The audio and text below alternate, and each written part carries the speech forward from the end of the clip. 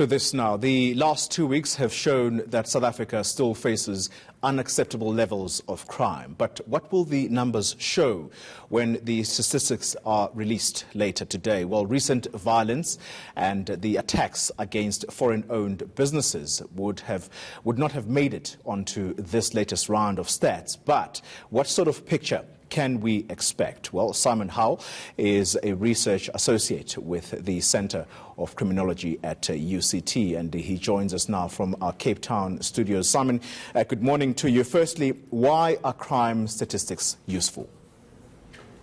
I think crime statistics provide a landscape of what is occurring in the country at a particular time. So, if we use these and track backwards, we can determine over time whether we have begun to deal with crime or specific crime categories more effectively, or whether things are getting worse.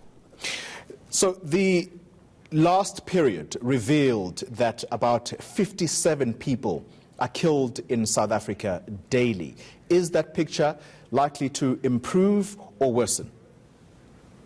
I think there will be a continuation of the increase in murders this year, not extensively, but there may be a slight increase. Again, murder is quite accurate in the sense that there is, at the end of the day, a body to count, but other crimes are quite underreported or may not be reported for various reasons. At that period, the last period, the 2017-2018, gang-related crimes, mob justice, and the other category that escapes my mind now, they dominated the headlines at that time. What kind of picture are we likely to see this time around? I think there's a lot of focus on sexual crimes, on domestic violence, for instance, and on rape. Unfortunately, though, as you mentioned, the crime stats that are reported now are 6 months old already, because the reporting period is from April to March. But there is, at least in society, this general focus on those topics. Of course, there is a problem there in that sexual crimes are generally the most underreported. So the crime stats themselves don't necessarily present an accurate picture of what is occurring in society. The scourge of femicide, Simon, is something that clearly is on the increase. How is that picture likely to show? Well, because it is underreported, we don't really know. There's a larger question here in that SAPS's legitimacy is under question, in the sense that a lot of people don't feel safe enough to report crimes to SAPS, or feel that nothing will be done should they report crime.